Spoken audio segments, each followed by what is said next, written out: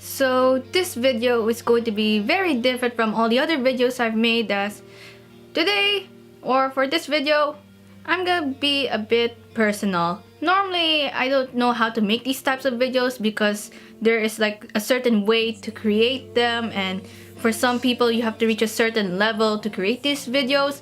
But it has come to my attention that people who watch me learn stuff about who I am as a person and just learn stuff about me through what I post online. And I thought that today, since June has been the month ever since I started vlogging and talking to myself in front of a camera, like it's the month where I first started doing this whole thing, I think it's time to talk a bit personal about who I am. Time to show what I'm like outside of the online life, outside of this whole fangirl persona, because there is more to me than what I just post, than all the happy-go-lucky and everything that I post online. So, hi, my name is Kitty Jaya and I've been making YouTube videos since 2012, and oh boy, this video is gonna talk about my depression story. And please note that this video is really personal. I'm not doing this for attention or anything, but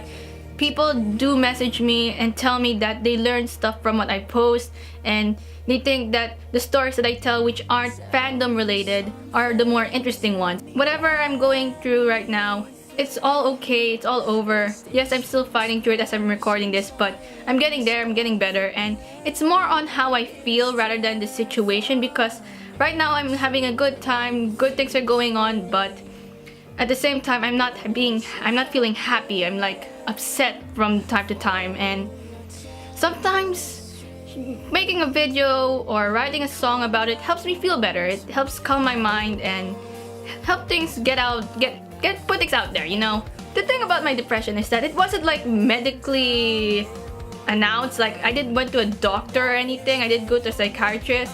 There are reasons why my family avoids me to go to the medical professionals, but based off the observations from my friends, family, teachers, and when I called Headspace one time, it has come to my attention that I may have depression, but we're trying to avoid me making it, you know, like fully official by going to a doctor. You should go to a doctor, by the way, if you want to. Like, go to a medical professional if you have to, but for my family, they think that it's best that if I don't go. Like, they think that I could fight it off, I could go through this whole thing without having to seek a doctor or anything, and it's all good. However, I did went to a therapist one time, but it was a different kind of therapist. I technically have it for a lot of reasons, mostly involving the educational life, you know, my social life in school, because it wasn't all that happy-go-lucky. It's more on the fact that people judge me for who I am,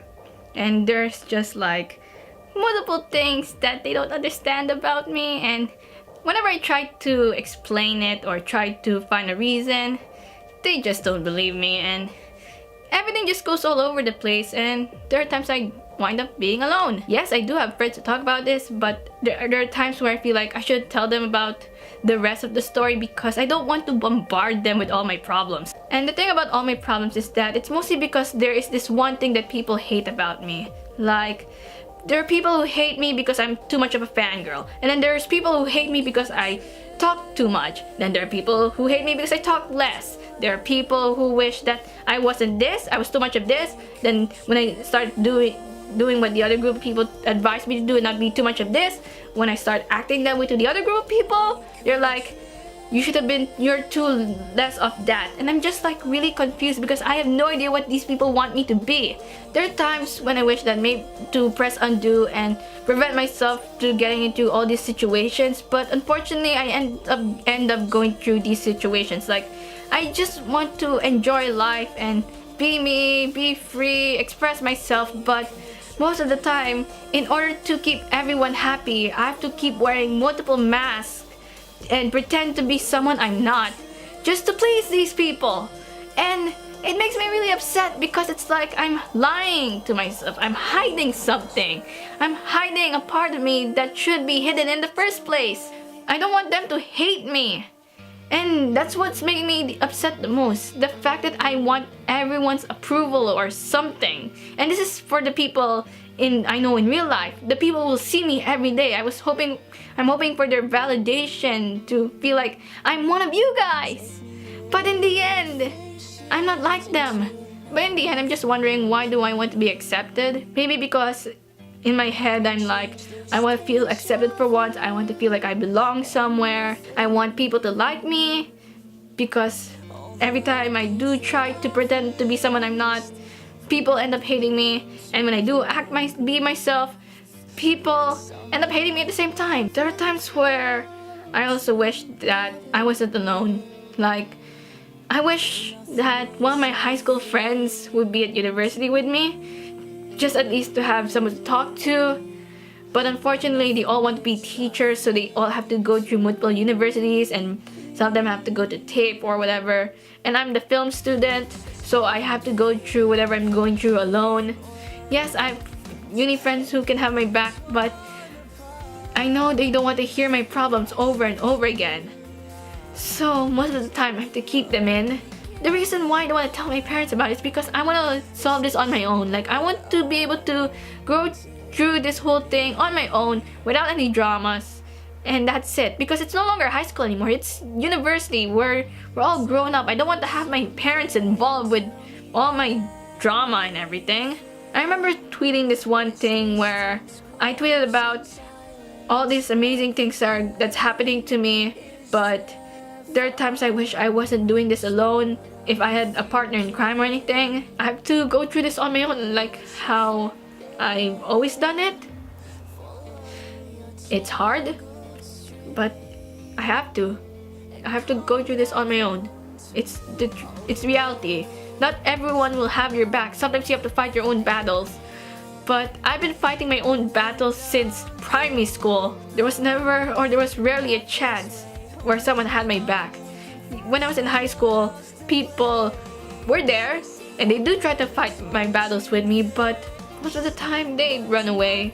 They weren't there, or they would just watch from the sidelines while I continue fighting, and it sucks. 2017 has been a good year for me, but it has also been a bad year because something happened, and oh my goodness, it's gonna be hard to explain, but let's just say that incident made me feel broken all over again. Like, all the times when I tried to build myself up to recover from whatever happened in the past, it felt like it all shattered, and I ended up crying. I ended up being depressed, and I had to ask advice from multiple people, asking them what should I do if what I did was wrong. They all told me, or most of them told me, that what I did was okay. Yes, it may have gone a bit too far, but in reality, it's okay, it's all good, it's something you should be ashamed of. But stuff happened that it led to the point where, yeah, I started feeling depressed again. I started crying, and it was just so sad and hard that my friends got really concerned that during the holidays, during the first week of the holidays, I was messaged by one of my friends asking if I am feeling better. So what can we learn from this? Basically, life sucks, and the battle will be ongoing. For some people, it will end at some point, and for some people, it will keep on going on until no end. And unfortunately, I'm one of those people who has to keep on fighting. But in the end, you just have to be strong about it. You have to keep on going on about this whole thing. And I know there are multiple things that you wish didn't happen, that you could press undo and prevent the whole situation from going on. But in the end, you learn something from it. And yes, all the drama and the bullying and all the random bullshit that occurred to me in the past and what's going on right now, it sucks, it hurts, and I wish it never happened, but unfortunately it did. And luckily, I'm able to learn something from it.